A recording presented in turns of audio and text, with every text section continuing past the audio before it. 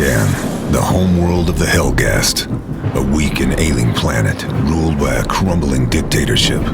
We go in, take out those loyal to the ruling party, and the people will rise up and do the rest. We'll be home in no time, and the Helghast will threaten us no more. At least that's what they tell us. Me, I'm a soldier, and I trust my instincts. And my instincts are telling me something's not right. Guess we'll find out soon enough.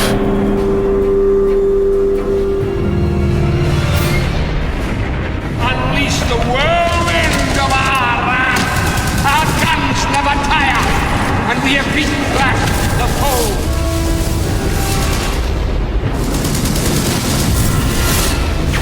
So we had this idea of a massive planetary invasion, and in Killzone 2 it's actually the first time that we're taking the war to the home planet of the Helghast.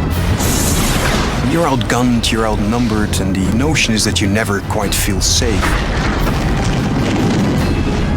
In Killzone 2, the theater of war and the feeling of war is really all around you.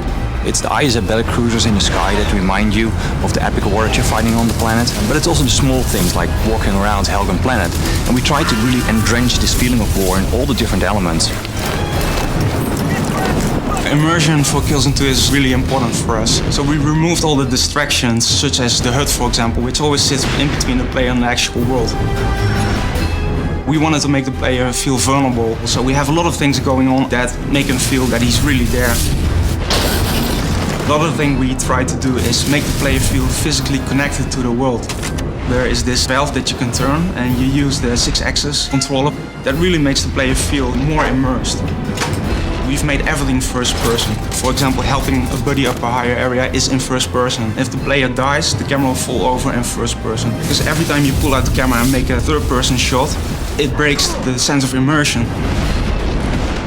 The PlayStation 3 has allowed us to do much more complex things with AI in Killzone 2. The Helghast will respond much more to the player's actions. They will jump over obstacles and hide behind cover. And if you shoot the cover, they will rethink what to do and make another plan. The hit response system in Killzone 2 has become one of the most important mechanics in the game. And to make that as realistic as possible, we spent a lot of time on making this system really work well.